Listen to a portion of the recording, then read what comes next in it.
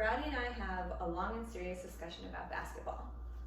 A few days after basketball season ended, I emailed Rowdy and told him I was sorry that we beat them so bad and that their season went to hell after that. "We'll kick your asses next year," Rowdy wrote back, "and you'll cry like the little faggot you are." "I might be a faggot," I wrote back, "but I'm the faggot who beat you." "Ha ha," Rowdy wrote. Now, that might just sound like a series of homophobic insults, but I think it was a little bit friendly, and it was the first time that Rowdy had talked to me since I left the res. I was a happy faggot. Because Russian guys are not always geniuses. After my grandmother died, I felt like crawling into the coffin with her. After my dad's best friend got shot in the face, I wondered if I was destined to get shot in the face too. Considering how many young Spokaneans have died in car wrecks, I'm pretty sure it's my destiny to die in a car wreck too. Geez, I've been to so many funerals in my short life. I'm 14 years old and I've been to 42 funerals. That's really the biggest difference between Indians and white people. A few of my white classmates have been to a grandparent's funeral, and a few have lost an uncle or aunt, and one guy's brother died of leukemia when he was in 3rd grade. But there's nobody who has been to more than 5 funerals. All my white friends can count their deaths on one hand. I can count my fingers, toes, arms, legs, eyes, ears, nose, penis, butt cheeks, and nipples and still not get close to my deaths. And you know what the worst part is? The unhappy part? About 90% of the deaths have been because of alcohol. Rwdy gave me this book by a Russian dude named Tolstoy who wrote, "Happy families are all alike. Every unhappy family is unhappy in its own way." Well, I hate to argue with the Russian genius, but Tolstoy didn't know Indians, and he didn't know that all Indian families are unhappy for the same exact reason, the freaking booze. Yep, so let me pour a drink for Tolstoy and let him think hard about the true definition of unhappy families. So okay, you're probably thinking I'm being extra bitter, and I would have to agree with you. I am being extra bitter, so let me tell you why. Today, around 9 a.m., as I sat in chemistry, there was a knock on the door, and Miss Warren, the guidance counselor, stepped into the room. Dr. Noble, the chemistry teacher, hates being interrupted, so he gave the old stink eye to Miss Warren. "Can I help you, Miss Warren?" Dr. Noble asked, except he made it sound like an insult. "Yes," she said. "May I speak to Arnold in private?" "Can this wait? You're going to have a quiz in a few moments." "I need to speak with him now, please." "Fine. Arnold, please go with Miss Warren." I gathered up my books and followed Miss Warren out into the hallway. I was a little worried. I wondered if I'd done something wrong. I couldn't think of anything I'd done that would merit punishment, but I was still worried. I didn't want to get into any kind of trouble. "What's going on, Miss Warren?" I asked. She suddenly started crying, weeping, just these big old whooping tears. I thought she was going to fall over on the floor and start screaming and kicking like a 2-year-old. "Geez, Miss Warren, what is it? What's wrong?" She hugged me hard, and I have to admit that it felt pretty dang good. Miss Warren was like 50 years old, but she was still pretty hot. She was all skinny and muscular because she jogged all the time, so I sort of physically reacted to her hug.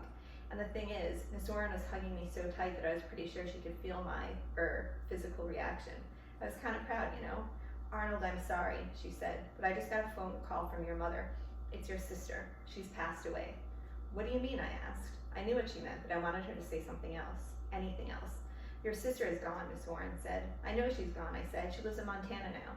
I knew I was being an idiot, but I figured if I kept being an idiot, if I didn't accept the truth, then the truth would become false. "No," Miss Warren said. "Your sister, she's dead."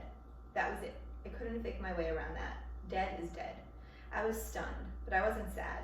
The grief didn't hit me right away. No, I was mostly ashamed of my physical reaction to the hug.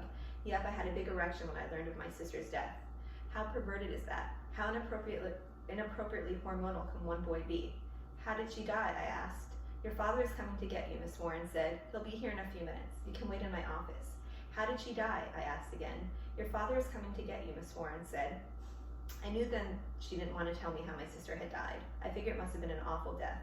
"Was she murdered?" I asked. "Your father is coming." Man, Miss Warren was a lame counselor. She didn't know what to say. But then again, I couldn't really blame her. She'd never counseled a student whose sibling had just died. "Was my sister murdered?" I asked. "Please," Miss Warren said, "you need to talk to your father." She looked so sad that I let it go. Well, I mostly let it go. I certainly didn't want to wait in her office. The guidance office was filled with self-help books and inspirational posters and SAT test books and college brochures and scholarship applications, and I knew that none of that, absolutely none of it, meant shit. I knew I'd probably tear her office apart if I had to wait there. "Miss Warren," I said, "I want to wait outside." "But it's snowing," she said. "Well, that would make it perfect then, wouldn't it?" I said. It was a rhetorical question, meaning there wasn't supposed to be an answer, right? But poor Miss Warren, she answered my rhetorical question. "No, I don't think it's a good idea to wait in the snow," she said. "You're very vulnerable right now." Vulnerable? She told me I was vulnerable. My big sister is dead. Of course I was vulnerable. I was a reservation Indian attending an all-white school and my sister had just died some horrible death. I was the most vulnerable kid in the United States. Miss Warren was obviously trying to win the Captain Obvious award. "I'm waiting outside," I said. I'll wait with you, she said. Kiss my ass, I said, and ran. Miss Warren tried to run after me, but she was wearing heels and she was crying and she was absolutely freaked out by my reaction to the bad news, by my cursing. She was nice, too nice to deal with death. So she just ran a few feet before she stopped and slumped against the wall. I ran by my locker, grabbed my coat, and headed outside.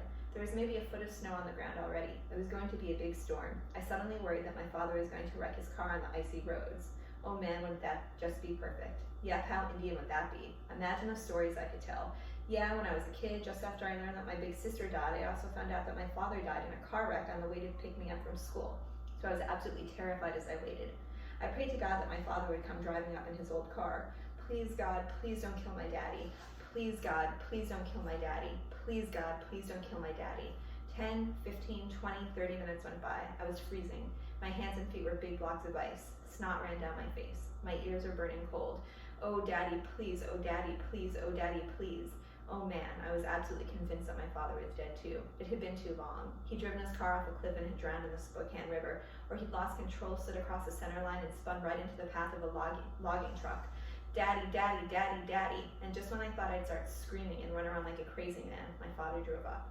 I started laughing. I was so relieved, so happy that I laughed, and I couldn't stop laughing. I ran down the hill, jumped into the car, and hugged my dad. I laughed and laughed and laughed and laughed. Junior, he said, what's wrong with you? You're alive, I shouted. You're alive. But your sister, he said. I know, I said. She's dead. But you're alive. You're still alive. I laughed and laughed. I couldn't stop laughing. I felt like I might die of laughing. I couldn't figure out why I was laughing, but I kept laughing as my dad drove out of Reardon and headed through the storm back to the reservation. And then finally, as we crossed the reservation border, I stopped laughing.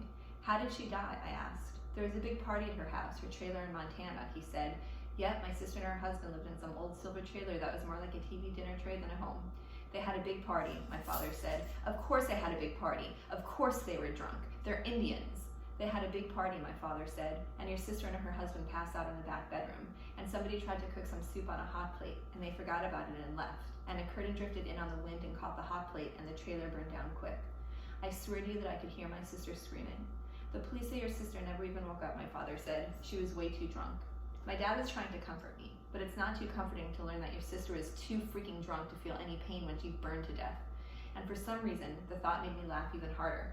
I was laughing so hard that I threw up a little bit in my mouth. I spit out a little piece of cantaloupe, which was weird because I don't like cantaloupe. I've hated cantaloupe since I was a little kid. I couldn't remember the last time I'd eaten the evil fruit. And then I remembered that my sister had always loved cantaloupe. Ain't that weird? It was so freaky that I laughed even harder than I'd already been laughing. I started pounding the dashboard and stomping on the floor. I was going absolutely insane with laughter. My dad didn't say a word. He just stared straight ahead and drove home. I laughed the whole way. Well, I laughed until we were about halfway home, and then I fell asleep. Snap, just like that. Things had gotten so intense, so painful that my body just checked out. Yet my mind and soul and heart had a quick meeting and voted to shut down for a few repairs. And guess what? I dreamed about cantaloupe. Well, I dreamed about a school picnic I went to way back when I was 7 years old. There were hot dogs and hamburgers and soda pop and potato chips and watermelon and cantaloupe. I ate like 7 pieces of cantaloupe. My hands and feet were way sticky and sweet. I'd eaten so much cantaloupe that I turned into a cantaloupe. Well, I finished my lunch and I ran around the playground laughing and screaming when I felt this tickle on my cheek. I reached up to scratch my face and squished the wasp that had been sucking sugar off my cheek. Have you ever been stung in the face? Well, I have, and that's why I hate cantaloupe. So I woke up from this dream, this nightmare, just as my dad drove the car up to our house. We're here, he said. My sister is dead, I said. Yes. I was hoping I dreamed that, I said. Me too. I dreamed about that time I got stung by the wasp, I said. I remember that, Dad said. We had to take you to the hospital. I thought I was going to die. We were scared too. My dad started to cry. Not big tears, just little ones. He breathed deep and tried to stop them. I guess he wanted to be strong in front of his son, but it didn't work. He kept crying. I didn't cry. I reached out, wiped the tears off my father's face, and tasted them. Salty. I love you, he said. Wow. He hardly ever said that to me. I love you too, I said. I never said that to him. We walked into the house. My mom was curled into a ball on the couch. There were like 25 or 30 cousins there eating all our food. Somebody dies and people eat your food. Funny how that works. Mom, I said. Oh, Junior, she said, and pulled me onto the couch with her. I'm sorry, Mom. I'm so sorry. Don't leave me, she said. Don't ever leave me. She was freaking out, but who could blame her? She'd lost her mother and her daughter in just a few months. Whoever recovers from a thing like that? Whoever gets better? I knew that my mother was now broken and that she'd always be broken. "Don't you ever drink," my mother said to me. She slapped me. Once, twice, 3 times. She slapped me hard. "Promise me you'll never drink." Okay, I promise," I said. I couldn't believe it. My sister killed herself with booze and I was the one getting slapped. Where was Leo Tolstoy when I needed him? I kept wishing he'd show up so my mother could slap him instead. Well, my mother quit slapping me, thank God, but she held on to me for hours, held on to me like I was a baby, and she kept crying. So many tears. My clothes and hair were soaked with her tears. It was like my mother had given me a grief shower, like she baptized me with her pain. Of course, it was too weird to watch, so all of my cousins left. My dad went into his bedroom. It was just my mother and me, just her tears and me. But I didn't cry. I just hugged my mother back and wanted all of it to be over. I wanted to fall asleep again and dream about killer wasps. Yeah, I figured any nightmare would be better than my reality. And then it was over. My mother fell asleep and let me go. I stood and walked into the kitchen. I was way hungry, but my cousins had eaten most of our food, so all I had for dinner were saltine crackers and water, like I was in jail. Man. 2 days later, we buried my sister in the Catholic graveyard down near the powwow ground. I barely remember the wake. I barely remember the funeral service. I barely remember the burial. I was in this weird fog. No. It was more like I was in this small room, the smallest room in the world. I could reach out and touch the walls, which are made out of greasy glass. I could see shadows, but I couldn't see details, And I was cold, just freezing, like there was a snowstorm blowing inside of my chest. But all of that fog and greasy glass and snow disappeared when they lowered my sister's coffin into the grave. And let me tell you, it had taken them forever to dig that grave in the frozen ground. As the coffin settled into the dirt, it made this noise, almost like a breath, like a sigh. Like the coffin was settling down for a long, long nap, for a forever nap. That was it. I had to get out of there. I turned and ran out of the graveyard and into the woods across the road. I planned on running deep into the woods, so deep that I'd never be found. But guess what? I ran full speed into Rwdy and sent us both sprawling. Yep, Rwdy had been hiding in the woods while he watched the burial. Wow, Rwdy sat up. I sat up too. We sat there together. Rwdy was crying. His face was shining with tears. "Rwdy," I said, "you're crying." "I ain't crying," he said. "You're crying." I touched my face. It was dry. No tears yet. "I can't remember how to cry," I said. That made Rwdy sort of choke. He gasped a little, and more tears rolled down his face. "You're crying," I said. "No, I'm not." "It's okay. I miss my sister too. I love her." I said I'm not crying. "It's okay." I reached out and touched Rwdy's shoulder. Big mistake. He punched me. Well, he almost punched me. He threw a punch, but he missed. Rwdy missed a punch. His fist went sailing over my head. "Wow," I said. "You missed." "I missed on purpose." "No, you didn't. You missed because your eyes were filled with tears." That made me laugh. Yep, I started laughing like a crazy man again. I rolled around on the cold, frozen ground and laughed and laughed and laughed. I didn't want to laugh. I wanted to stop laughing. I wanted to grab Rwdy and hang on to him. He was my best friend and I needed him. But I couldn't stop laughing. I looked at Rwdy and he was crying hard now. He thought I was laughing at him. Normally, Rwdy would have absolutely murdered anybody who dared to laugh at him. But this was not a normal day. "It's all your fault," he said. "What's my fault?" I asked. "Your sister is dead because you left us. You killed her." That made me stop laughing. I suddenly felt like I might never laugh again. Rwdy was right. I had killed my sister. Well, I didn't kill her. But she only got married so quickly and left the res because I had left the res first. She was only living in Montana in a cheap trailer house because I had gone to school in Reardon. She had burned to death because I had decided that I wanted to spend my life with white people. It was all my fault. "I hate you," Rwdy screamed. "I hate you, I hate you." And then he jumped up and ran away. Rwdy ran. He'd never run away from anybody or anything, but now he was running. I watched him disappear into the woods. I wondered if I'd ever see him again.